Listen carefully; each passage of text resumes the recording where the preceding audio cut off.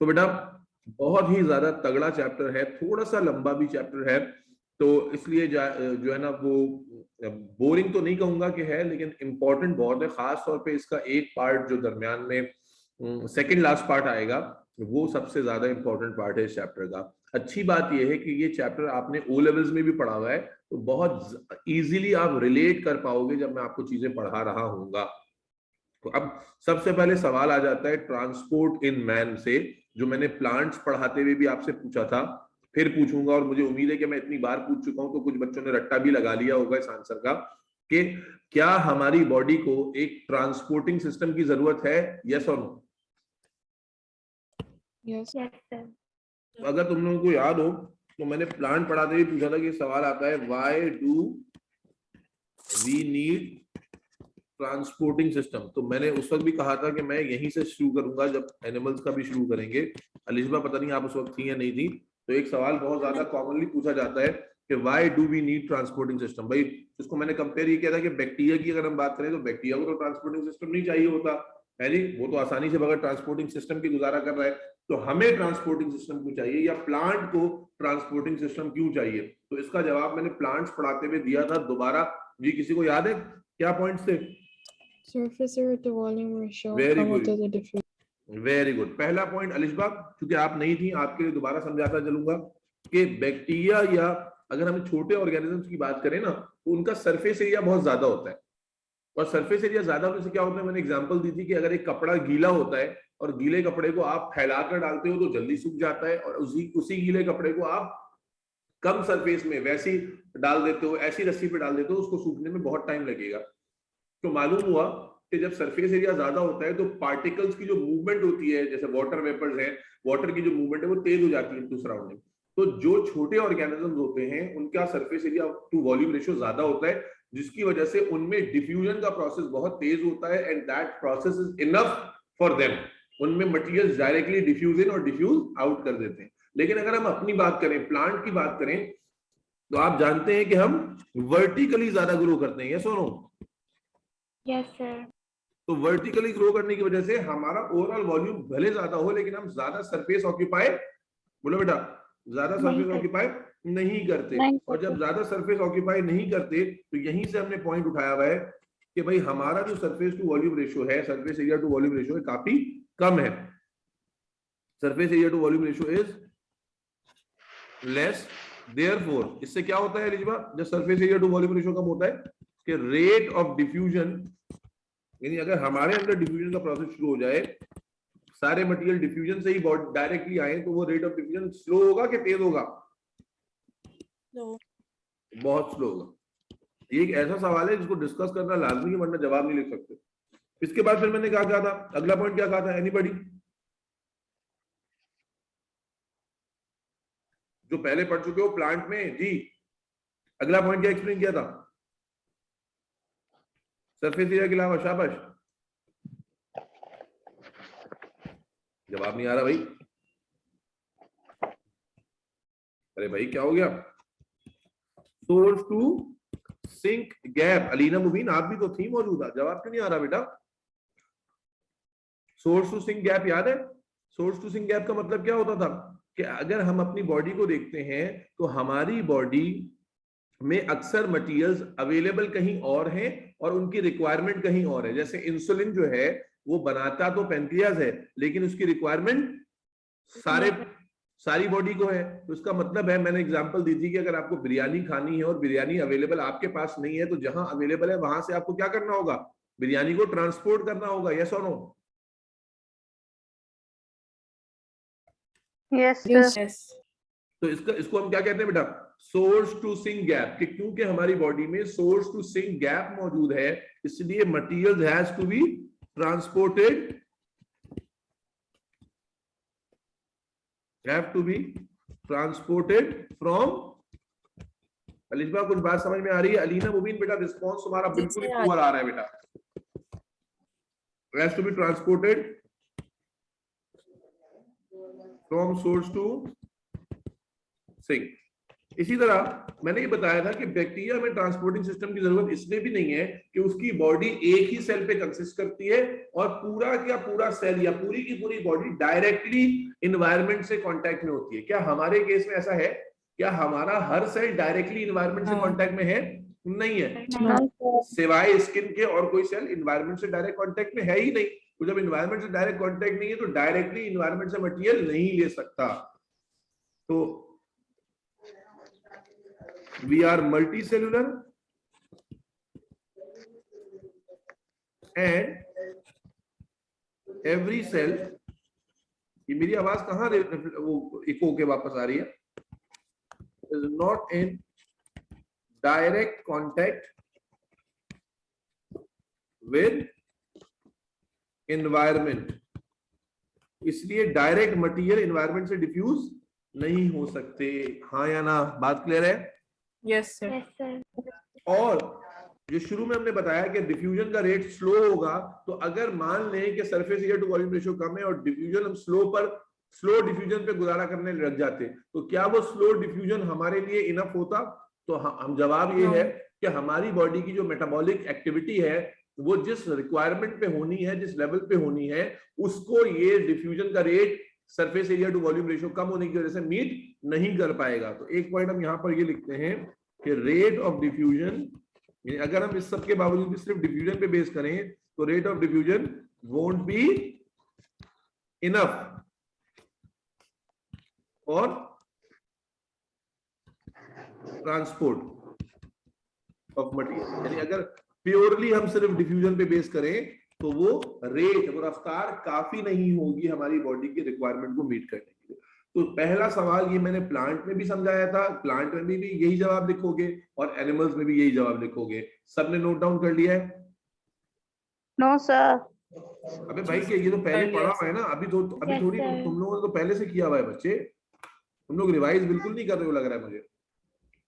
चलो next slide पे चलते हैं जी। अलीना मुबीन, सबाहत, नेहा मिर्जा, कुछ बात समझ में आई है नहीं आई है? जी आ सर, गई। I got it. चलो ये ऐसा जवाब है कि अगर मैं आपसे डायरेक्ट पूछता ना तो आप बहुत ही गोलमोल सा आंसर देते हो और मार्क्स ऑब्टेनिंग आंसर नहीं होता, इसलिए मैं हमेशा इसका जिक्र करता हूं। ठीक है, अगर आप नोट से पढ़ेंगे शुरू में आपको इसका भी मिला हुआ होगा जवाब। अच्छा, अब आ जाए, अब हम बात कर लेते हैं जिस तरह अल्लाह ताला ने रिप्रोडक्शन एक बहुत वाइटल फंक्शन है, उसके लिए अल्लाह ताला ने एक सिस्टम दिया है जी। कोऑर्डिनेशन एक वाइटल फंक्शन है, अल्लाह ताला ने उसके लिए भी एक सिस्टम दिया, डेजिग्नेटेड सिस्टम। इसी तरह बॉडी में जितने भी वाइटल फंक्शन, जैसे डाइजेशन एक बहुत बड़ा वाइटल फंक्शन है, उसके लिए भी अल्लाह ताला ने एक सिस्टम दिया। तो मेरे बच्चे बिल्कुल इसी तरह transport of materials in body, ये भी एक बहुत बड़ा वाइटल फंक्शन है और अल्लाह ताला ने इसको कराने के लिए भी एक डेडिकेटेड सिस्टम दिया। और उस डेडिकेटेड सिस्टम को हम किस नाम से जानते हैं? Yes please. सर्कुलेटरी, ओहो, सर्कुलेटरी सिस्टम। यानी हम जो ट्रांसपोर्ट का चैप्टर पढ़ रहे हैं, तो ट्रांसपोर्ट के चैप्टर में ट्रांसपोर्ट का काम करने के लिए जो सिस्टम रिस्पॉन्सिबल है, यानी circulatory system is a system which is responsible for circulation. Responsible for, जवाब देते जाओ, मजेदार चैप्टर है, तुम्हारे अपने बारे में सवाल जवाब होंगे तो मजा आएगा आपको भी मुझे भी। सर्कुलेशन, सर्कुलेटरी सिस्टम हमारी बॉडी में मटेरियल्स की सर्कुलेशन के लिए रिस्पॉन्सिबल है। ठीक है जी।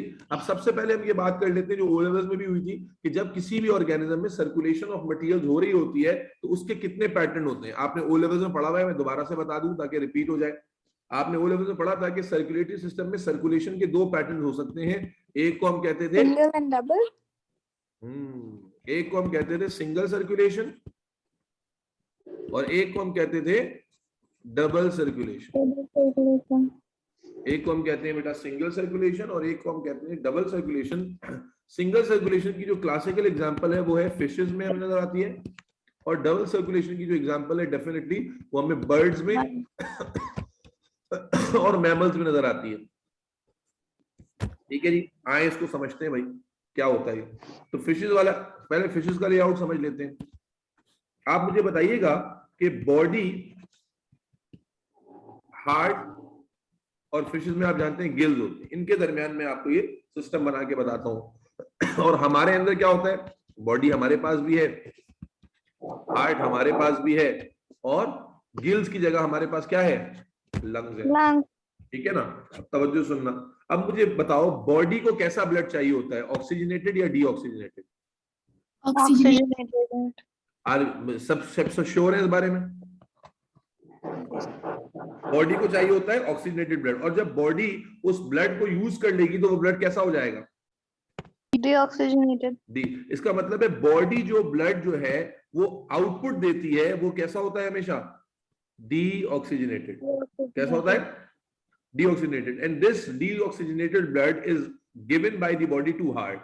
Then heart pumps this deoxygenated blood, heart pump this deoxygenated blood to gills, और गिल्स के लेवल पे आप जानते हैं कि बाहर से आ रही है ऑक्सीजन, तो गिल्स के लेवल पे हमारे पास गैसियस एक्सचेंज होता है, विच मींस ऑक्सीजन जो है वो गिल्स के लेवल पर डिफ्यूजन कर जाती है और कार्बन डाइऑक्साइड डिफ्यूज आउट कर जाती है, ब्लड ऑक्सीजनेट हो जाता है, and now this oxygenated blood from gills is directly supplied to body. This oxygenated blood from gills is directly supplied to body. Now आप देखो कि साइकिल हमने बॉडी से शुरू किया था और बॉडी पे लाकर खत्म किया। इस पूरे साइकिल में हार्ट में ब्लड कितनी बार गया? ओनली एक दफा। Only once. तो हम कैसे डिफाइन करते थे? ओ लेवल्स याद करो कि बेटा वो टाइप ऑफ सर्कुलेशन जिसके अंदर एक साइकिल में, एक सर्कुलेशन में ब्लड हार्ट में एक बार जाता है, वो सर्कुलेशन जिसमें एक सर्कल में ब्लड हार्ट में सिर्फ, बोलो भाई, एक ही बार जाता है, उसे हम क्या कहते हैं? सिंगल सर्कुलेशन कहते हैं। यस और नो? यस। Yes sir. कोई confusion? Yes sir. No sir.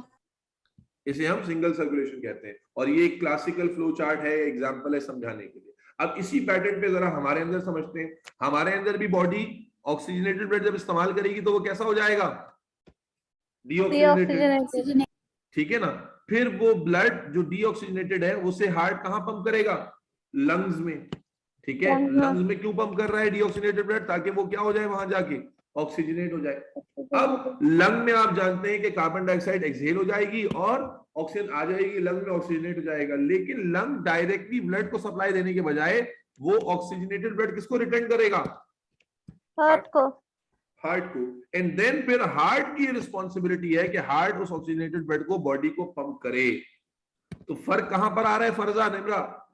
कि गिल्स फिशेस में डायरेक्टली बॉडी को सप्लाई कनेक्ट कर देते हैं, जबकि मैमल्स के अंदर, बर्ड्स के अंदर लंग्स ब्लड को ऑक्सीजनेट करने के बाद ब्लड को वापस हार्ट को रिटर्न करते हैं, and heart is the main unit जहां से वो पंप होता है दोबारा बॉडी में। तो अगर आप इसमें इस साइकिल में गौर करें तो ब्लड साइकिल कहां पर पूरी हुई? जब वापस ब्लड बॉडी में आया, कितनी बार हार्ट में जा रहा है? एक यहां पर गया और एक यहां पर गया। तो हम कहते हैं एक ऐसा सर्कुलेशन प्लान जिसमें एक साइकिल में हार्ट ब्लड में ट्वाइस एंटर करता है, 2 टाइम्स एंटर करता है, इस सर्कुलेशन को हम डबल सर्कुलेशन कहते हैं। Am I clear? Yes sir. Yes sir. कोई कंफ्यूजन? नहीं नो सर। सर। ठीक है। अब डबल को डबल कहने का एक और रीजन ये भी है कि अगर आप इस डबल सर्कुलेशन को अपनी आंखों से देखें, अल्लाह ताला ने जो आंखें नवाजी हैं, तो आपको इस डबल सर्कुलेशन में 2 सर्कुलेशंस एक्चुअली दिख रही हैं। एक चक्कर तुम्हें चलता हुआ दिख रहा है बिटवीन हार्ट एंड बॉडी, और एक चक्कर चलता हुआ दिख रहा है तुम्हें between heart and lung. Yes और नो? Yes sir. भाई सर्कुलेशन दिख रही है Yes, ना? sir. तो बेटा बच्चा डबल को डबल इसलिए भी कहते हैं कि डबल सर्कुलेशन प्लान के अंदर at a time heart is involve in 2 circulations. one is going on between heart and lung, and we call this pulmonary circulation, PC, pulmonary circulation, and the other one is going on between heart and body, and this circulation is called systemic circulation. So double circulation को हम double इसलिए भी कहते हैं कि double circulation में 2 circulation चल रही होती हैं। कुछ बात समझ तो नहीं आ रही? आ रही है sir. Yes sir. Between heart और बॉडी जो सर्कुलेशन चल रही है वो क्या कहलाती है बेटा? Pulmonary systemic circulation. और जो बिटवीन लंग एंड हार्ट चल रही है वो क्या कहलाएगी? Pulmonary circulation.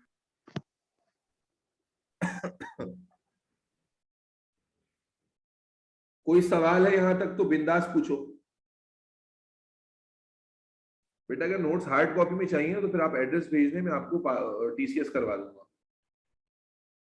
हाँ जी बोले।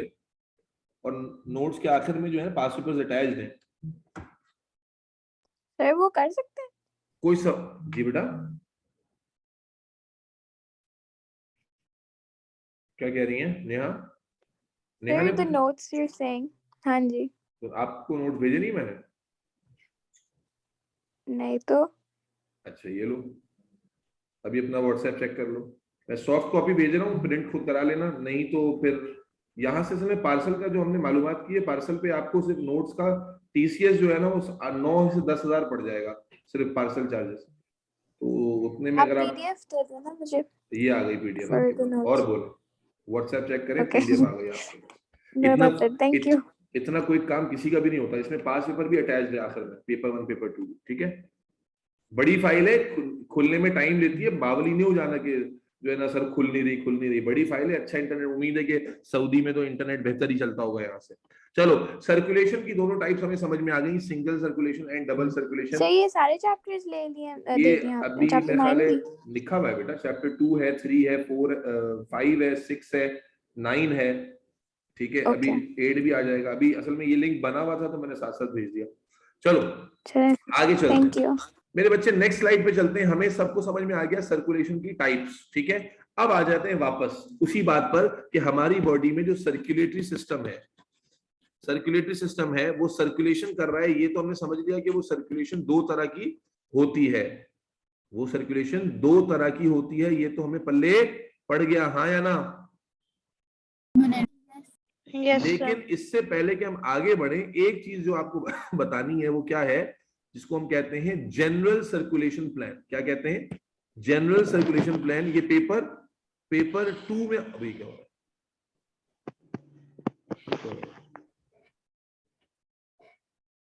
ये क्या हो गया? चलो मिटा देते हैं। जनरल सर्कुलेशन प्लान, अब जरा हेडिंग बना लीजिए जनरल। ये पेपर 2 में आ जाता है, और जब आपने नहीं बनाया हुआ होता तो आप थोड़ा सा कंफ्यूज हो जाते हैं। और हालांकि ये ऐसा है जो आप खुद भी बना सकते हैं, लेकिन बस वही बात है ना, हमारी आदत खराब हुई पड़ी हुई है। जनरल सर्कुलेशन प्लान, ठीक है। मुझे वन नोट बड़ा याद आ रहा है क्योंकि यहाँ पर जो है ना ऑटो करेक्शन का ऑप्शन नहीं है, तो गंदा गंदा आ रहा है, लेकिन वन नोट हैंग हो रहा है, इससे बेहतर है इसी पे कर लें। अब देखिए बेटा ये कैसे करना होता है, ये सर्कुलेशन एक्सप्लेन करनी होती है। कैसे होगा देखिए, मान लीजिए आपके पास हार्ट है, और हार्ट से ऊपर हमारे पास हेड एंड नेक रीजन है, हेड एंड नेक है। ठीक है, हार्ट से नीचे या हार्ट के साथ हमारे पास लंग है। फिर लंग के साथ ही अगर हम बात कर लें तो हमारे पास वो है, क्या है भाई?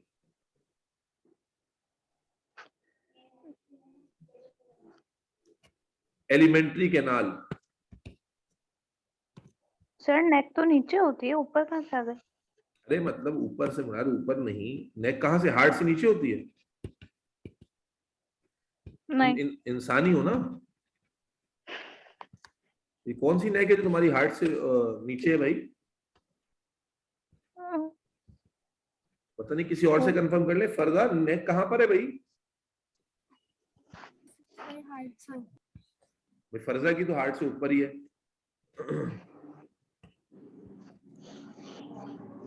तो बेटा ये देखिएगा सर्कुलेशन का जितना बना सकता हूं मैं समझा रहा हूँ, बहुत गंदा सा लग रहा है देखने में, चलो दैट्स ओके। अब जनाब बड़ा आसान है, कोई इतना मुश्किल नहीं है बनाना। जनाब हार्ट से डीऑक्सीजनेटेड ब्लड कहां निकला? लंग में जाता है, और हार्ट से लंग उसे रिटर्न कर देता है हार्ट को ऑक्सीजनेट करके। ये बन गया पल्मोनरी सर्कुलेशन का सर्किट। ये क्या बन गया? पल्मोनरी सर्कुलेशन का सर्किट। यस और no? Yes sir. Deoxygenated blood को हम ब्लू से शो कर देते हैं कि हार्ट से डीऑक्सीजनेटेड ब्लड जो है वो जाएगा लंग में, और लंग उसे ऑक्सीजनेट करके भेज देगा हार्ट में। अब ये ऑक्सीजनेटेड ब्लड हार्ट ने कहां पंप करना है, बोलो भाई? बॉडी में। और बॉडी में पंप करने के लिए हार्ट के पास से जो सबसे बड़ी सप्लाई निकलती है वो होती है एओर्टा। याद रखिएगा, जो वेसल्स आप ओ लेवल में पढ़कर आए जो अवे फ्रॉम दी हार्ट जाती हैं वो आर्टरीज होती हैं, ठीक है। जैसे ये वाली कौन सी है, पल्मोनरी आर्टरी। ये वाली कौन सी है, जो हमने पहले भी लंग के साथ बनाई थी, मैं दोबारा यहाँ लेबल भी कर देता हूँ, तो 10 दफा मिटाना पड़ रहा है। ये हमारे पास कौन सी है भाई, पल्मोनरी आर्टरी। और ये फिर क्या है हमारे पास, पल्मोनरी वेन, क्योंकि हमें मालूम है कि जो हार्ट से अवे लेके जाएगी वो आर्टरी होती है, जो हार्ट की तरफ लेके जाएगी वो वेन होती है। अब आए समझते हैं और बात करते हैं बाकी। तो ये जो सबसे मेजर आर्टरी निकलेगी हार्ट से वो कहलाएगी एओर्टा, और फिर एओर्टा की ब्रांचेस बनती चली जाएंगी, और वो ब्रांचेस फिर पूरी बॉडी को सप्लाई करेंगी ब्लड। Is that clear? हमने सिर्फ वाइटल ऑर्गन्स, मेजर ऑर्गन्स दिखाए, ये सारे एओर्टा की ब्रांचेस। तो अगर मैं इसको लेबल करने पे जाऊं तो ये एओर्टा है, एओर्टा से जो ब्रांच ऊपर जाती है सप्लाई करने के लिए, आर्टरी होगी वेन होगी? All the branches going away from the, सब आर्टरी होगी ना। कौन सी आर्टरी होती है, anybody? Head and neck region को कौन सी आर्टरी सप्लाई करती है? शाबाश। अबे यार नहीं करो, तुम लोगों को वाकई नहीं पता है। सब क्लेवियन आर्टरी,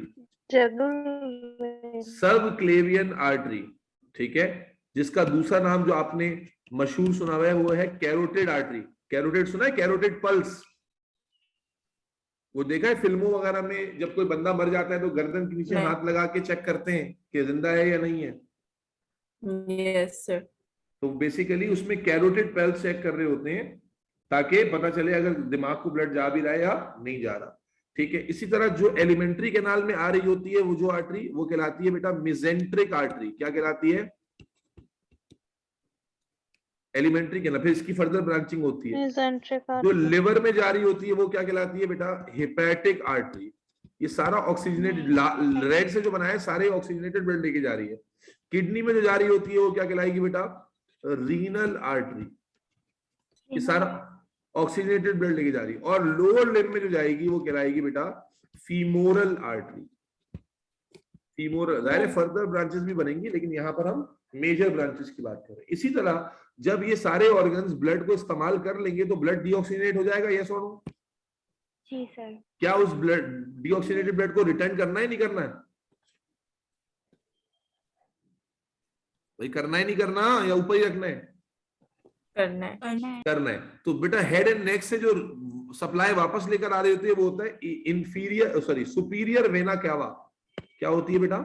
सुपीरियर वेना कावा। सुपीरियर कहते हैं क्योंकि ऊपर से आ रही होती है, सुपीरियर वेना कावा, ठीक है। पूरे हेड एंड नेक रीजन से छोटी छोटी वेन से कलेक्ट करके ये सुपीरियर वेना कावा आ रही है। अब ये हार्ट में डायरेक्ट नहीं जाती, जरा देखिएगा।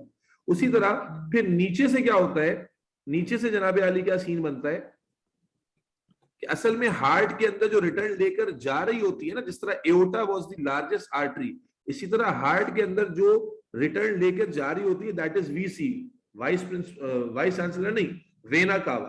तो बेसिकली ऊपर के सारे पार्ट से, ऊपर के सारे पार्ट से कलेक्ट करके लेकर आ रही है सुपीरियर वेना कावा। और इसी तरह नीचे वाले जो पार्ट्स हैं like alimentary canal, liver, kidney and lower limb, तो यहां से अल्लाह आपका भला करे ये सारी अलग अलग आर्टरीज आ रही। कौन कौन सी भाई? यहां पर ये फीमोरल आर्टरी थी तो ये क्या हो जाएगा? Femoral when.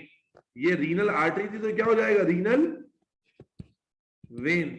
ये मेसेंट्रिक आर्टरी थी तो ये, लिवर का क्या, हेपेटिक आर्टरी थी तो ये क्या हो जाएगा? बोलो भाई, हेपेटिक वेन। एलिमेंट्री कैनाल के लिए क्या हो जाएगा? Mesenteric when. और ये सारे मिलकर ये जो बनाएंगे, सारे मिलकर जो एक यूनाइटेड स्ट्रक्चर बनाएंगे, this united structure will be inferior vena cava, and then superior vena cava और इंफीरियर वेना कावा आपस में कंबाइन होकर बनाएंगे वेना कावा या vena cava. Is that clear? Yes sir. कोई मसला तो नहीं है, कोई परेशानी तो नहीं है? अच्छा, इसमें दरमियान में एक और चीज भी होती है जिसका नाम आपने सुना होगा, बात आई है तो मैं कर ही भी देता हूं बेटा। जब दरमियान में between alimentary canal and liver, between alimentary canal and liver आपको मालूम होना चाहिए एक एडिशनल सप्लाई होती है, एक एडिशनल सप्लाई होती है जिसके थ्रू सारी न्यूट्रिएंट्स एब्जॉर्ब, जब आप खाना ठूसते हैं तो सारा न्यूट्रिशन आपके एलिमेंट्री कैनाल से ब्लड में आता है और ब्लड के थ्रू सबसे पहले लिवर में जाता है। तो इसके लिए एक और सप्लाई है जिसे आपने पढ़ा है हेपेटिक पोर्टल वेन के नाम से। ये हेपेटिक वेन अलग है, हेपेटिक पोर्टल वेन अलग है। और hepatic portal vein is the vessel of the body जिसमें न्यूट्रिशन की क्वांटिटी सबसे ज्यादा होती है। यस और no? Does this make sense? Hepatic portal vein ये आपकी बॉडी का वो वेसल है जिसमें न्यूट्रिशन की क्वांटिटी सबसे ज्यादा होती है। क्या लॉजिक है इसकी बेटा? लॉजिक ये है कि ये सारा खाना जो एलिमेंट्री कैनाल से एब्जॉर्ब होता है वो सारा खाना पहले इसी सप्लाई के थ्रू लिवर में जाता है। तो ये सप्लाई एक एडिशनल सप्लाई है। Is that clear?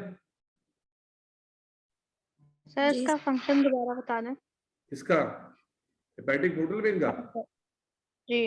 भाई तमाम तो न्यूट्रिशंस को कैरी करना from intestine and stomach to liver, क्योंकि तमाम न्यूट्रिशन जब आप खाते हैं तो वो एब्जॉर्ब होके पहले लिवर में जाते हैं और फिर लिवर से आगे डिस्ट्रीब्यूट होते हैं। तो लिवर तक ले जाने की जो वेसल है वो हेपेटिक आर्टरी या हेपेटिक वेन नहीं है, बल्कि इसके लिए अल्लाह ताला ने आपको एक एडिशनल सप्लाई दी है जो हेपेटिक पोर्टल वेन कहलाती है। अलिशबा तुम सो रही हो क्लास में हो? नहीं सर, मैं हूँ, मैं जवाब ही दे रही थी। अच्छा, और क्या नाम है इसका? अलीना मुबीन, आपकी तो बेटा कोई प्रेजेंस महसूस नहीं कर पा रहा हूं मैं। सर मैं लिख रही हूँ। अच्छा, अजीब बात है कि क्लास में अल्लाह भला करे आपका चैट में किसने लिखा हुआ है ऐसा? I want recording of yesterday bio class. Okay, class में 8 लड़कियां हैं और सिर्फ मेरी ही आवाज चल रही है। भाई आप तो तहस नहस कर दें मुझे। अच्छा, सवाल पूछ के जीना हराम कर देगा। मैं बोलूं बस खुदा के बंदों खामोश हो जाओ। चलो, ये हो गया बेटा general circulation. General circulation plan, हमारी बॉडी का जनरल सर्कुलेशन प्लान कि बॉडी में ब्लड कहां से कहां कैसे किस मेजर वेसल के थ्रू जाता है और फिर किस तरह वापस आता है। ठीक हो गया? अब आ जाए, बना लिया सबने? नेक्स्ट चलूं आगे? जी सर। जी सर। सर अब आ जाते हैं फिर नेक्स्ट स्लाइड पर। और नेक्स्ट स्लाइड पर फिर से वही कॉन्सेप्ट रिपीट करते हैं कि हम बात कर रहे हैं सर्कुलेटरी सिस्टम की। और जब हम ये वर्ड लिखते हैं ना नेहा, जब हम ये वर्ड लिखते हैं सर्कुलेटरी सिस्टम, तो जब वर्ड सिस्टम आता है फरजा मोहानी, निमरा नौशाद, निमरा क्लास में है आप या नहीं? Yes sir. अच्छा, सर्कुलेटरी, जब ये वर्ड सिस्टम आता है ना तो देखें हम ये अच्छे से जानते हैं कि सिस्टम एक स्ट्रक्चर पे बेस नहीं कर रहा होता। जब आप कंप्यूटर के लिए भी वर्ड सिस्टम कहते हैं तो क्या मतलब होता है? उसमें सीपीयू भी है, उसमें माउस भी है, उसमें कीबोर्ड भी है, उसमें मॉनिटर भी है, उसमें रैम भी है, रोम भी है। तो बहुत सारे स्ट्रक्चर्स जब ऑर्गेनाइज वे में एक दूसरे के साथ कोऑर्डिनेट करके काम करते हैं उससे एक सिस्टम बनता है। ठीक है ना? तो जब हम कह रहे हैं सर्कुलेटरी सिस्टम, इसका मतलब है सर्कुलेशन करने के लिए अल्लाह ताला ने जो हमें सिस्टम दिया है वो सिस्टम भी मल्टीपल स्ट्रक्चर्स, मल्टीपल कंपोनेंट्स की ऑर्गेनाइज्ड वर्किंग से बनेगा। यस और नो? जी यस अब सवाल है कि सर्कुलेटरी सिस्टम के कौन से कंपोनेंट्स हैं जो ऑर्गेनाइज्ड वे में काम करते हैं? तो बेटा सर्कुलेटरी सिस्टम 3 कंपोनेंट्स पर बेस करता है।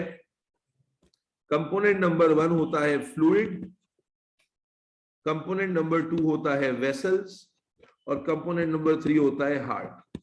तो हमारे बॉडी में ये 3 कंपोनेंट्स एक दूसरे के साथ वेल कम्युनिकेशन के साथ एक दूसरे को सपोर्ट करते हुए, एक दूसरे को फैसिलिटेट करते हुए काम कर रहे हैं और तीनों मिलकर इस सर्कुलेशन के प्रोसेस को एक्यूरेट बना रहे हैं, इन टाइम ऑन टारगेट बना रहे हैं, हर चीज को जहां पहुंचाना है वहां पर पहुंचा रहे हैं। तो ये बताने का मकसद क्या है कि इस चैप्टर में 3 चीजें हमने पढ़नी है। फ्लूइड्स की बात करनी है, वेसल्स की बात करनी है और हार्ट की बात करनी है। ठीक हो गया? इस चैप्टर के 3 सब टॉपिक्स बन जाएंगे। तो पहले जिस सब टॉपिक की हम बात शुरू करेंगे वो फ्लूइड है। ठीक है, मैंने ब्लड नहीं लिखा, फ्लूइड लिखा है, उसका रीजन थोड़ी देर में आपको समझ में आ जाएगा। बहुत सारा कुछ फ्लूइड वाले पोर्शन में आपने ओ लेवल्स में पढ़ा हुआ है, तो आसान है ये करना। वेसल वाला पोर्शन भी आसान है। हार्ट वाले पोर्शन से पहले कुछ नई चीजें आएंगी, और फिर हार्ट वाला पोर्शन डेफिनेटली आपको थोड़ा सा नया और मजेदार लगने वाला है। चलो शुरू। जी बेटा, लिम्फेटिक सिस्टम पढ़े हम लोग। जी फ्लूइड वाले में ही बताऊंगा बेटा मैं। सही है। आप मुझे क्रॉस चेक करने के लिए पूछ रही है कि मैं छोड़ छोड़ के पढ़ाता हूँ? नहीं सर, मैं पता है सर निमरा जो है ना, ये बर्दाश्त नहीं करती, मुंह तोड़ देती है अगर मेरे बारे में कोई ये कहे कि हाँ छोड़ छोड़ के पढ़ाते थे, क्योंकि निमरा गवाह है कि सब छोड़ते नहीं है कुछ भी। मैं सिर्फ पूछ रही थी। मैं, तुम तो मेरी पुरानी बच्ची हो, मैं तो बुरा नहीं मानूंगा, लेकिन निमरा नौशाद ना, उसको ये जो है वो रहती सऊदी में है, लेकिन इनके कनेक्शन दाऊद इब्राहिम से दुबई में है। ये सुपारी दिलवा देती हैं और उठवा देती हैं रातों रात। बहरहाल तो इसलिए भाई निमरा से डरें, बाकी मैं तो शरीफ आदमी हूं, मैं तो सुन लूंगा। आगे चलते हैं भाई। तो पहले फ्लूइड वाले पोर्शन की बात शुरू करते हैं। बेटा हम फ्लूइड किसे कह रहे हैं? हमारे इस सर्कुलेटरी सिस्टम में जो मूव करने वाला टिश्यू है, मूव करने वाला टिश्यू, उसी को हम फ्लूइड कह रहे हैं। जब हम फ्लूइड की बात करते हैं ना, तो मैंने ब्लड क्यों नहीं लिखा? इसलिए नहीं लिखा कि सर्कुलेशन में पार्टिसिपेट करने के लिए दो तरह के फ्लूइड हैं, सिर्फ ब्लड नहीं। एक फ्लूइड है जिसे आप जाहिर जानते हैं ब्लड के नाम से, और एक और फ्लूइड है जो ब्लड जितना मेजर पार्ट तो प्ले नहीं करता, लेकिन बहरहाल बहुत इंपॉर्टेंट पार्ट प्ले करता है, एंड दैट इज लिम्फ। तो जब हम सर्कुलेशन की बात करते हैं तो हम कहते हैं दोनों तरह के फ्लूइड्स का पता होना चाहिए कि ब्लड और लिम्फ। अब लिम्फ क्या होता है, कैसे बनता है, ये सारा इंशाल्लाह एएस में समझाऊंगा, कंफ्यूजन बिल्कुल नहीं रहेगी। लेकिन लिम्फ को इग्नोर नहीं कर सकते। तो blood definitely the major component of circulatory system है, जो ट्रांसपोर्ट कराएगा एक चीजों को इधर से उधर। तो लेकिन लिम्फ भी, there is another type of fluid जो बॉडी में सर्कुलेट हो रहा है, and which we call lymph. तो दोनों की बात करेंगे। पहले शुरू करते हैं ब्लड से। सही है भाई जी? कोई है माई का लाल जो ब्लड को डिफाइन करे? What is blood?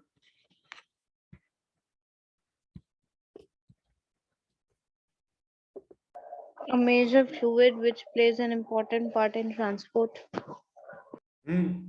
Anybody else? जी आप जो अलिशबा और फरजा और निमरा, तुम लोग तो स्कूल में पढ़ चुके हो ना बेटा, आपका पार्टिसिपेशन तो ज्यादा होना चाहिए।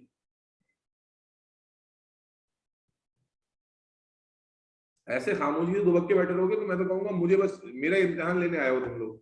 अल्लाह के बंदो थोड़ा पार्टिसिपेट करो, शाबाश। हाँ जी, डिफाइन ब्लड।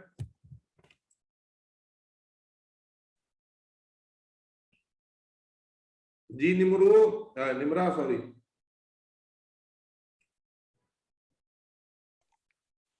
अरे भाई क्या हो गया, इतना साइलेंस हो गया है भाई, बताओ हो। सर ब्लड में न्यूट्रिएंट्स और ऑक्सीजन कार्बन डाइऑक्साइड की ट्रांसपोर्ट होती है। जो कॉलेज वाले बच्चे हैं वो बताओ पहले। Plasma. Blood is a mixture of substances. पता नहीं। तो जब आप घर में मेहमानों के लिए टैंक बनाएंगी मिक्स करके डिफरेंट चीजों को, तो ब्लड कहलाएगा क्या वो? नहीं सर। जी एनीबडी एल्स?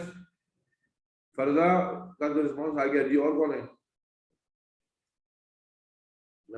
निमरा का नहीं आया रिस्पांस। जी निमरा